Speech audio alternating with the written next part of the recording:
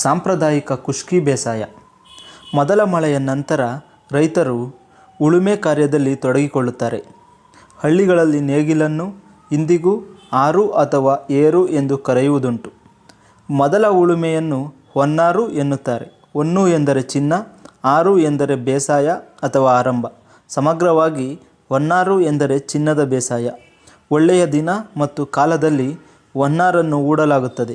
ಭೂಮಿ ತಾಯಿ, ನೇಗಿಲು ಮತ್ತು ಗೋವುಗಳಿಗೆ ಪೂಜೆಯನ್ನು ಸಲ್ಲಿಸಿ ಮೊದಲ ಬೇಸಾಯವನ್ನು ಆರಂಭ ಮಾಡಲಾಗುತ್ತದೆ.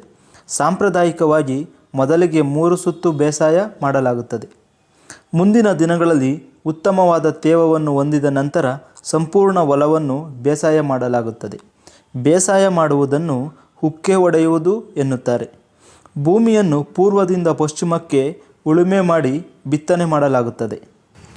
ಬಿತ್ತನೆ ಮಾಡುವಾಗ 7 ರಿಂದ 8 ಸಾಲುಗಳಲ್ಲಿ ಮುಖ್ಯ ಬೆಳೆಯ ಬೀಜಗಳನ್ನು ಬಿತ್ತಲಾಗುತ್ತದೆ. ಈ ಸಾಲುಗಳ ಮಧ್ಯೆ ಒಂದು ಸಾಲಿನಲ್ಲಿ ಮಿಶ್ರ ಬೆಳೆಗಳ ಬೀಜಗಳನ್ನು ಬಿತ್ತಲಾಗುತ್ತದೆ. ಇದನ್ನು ಅಕ್ಕಡಿ ಸಾಲು ಎಂದು ಕರೆಯುತ್ತಾರೆ.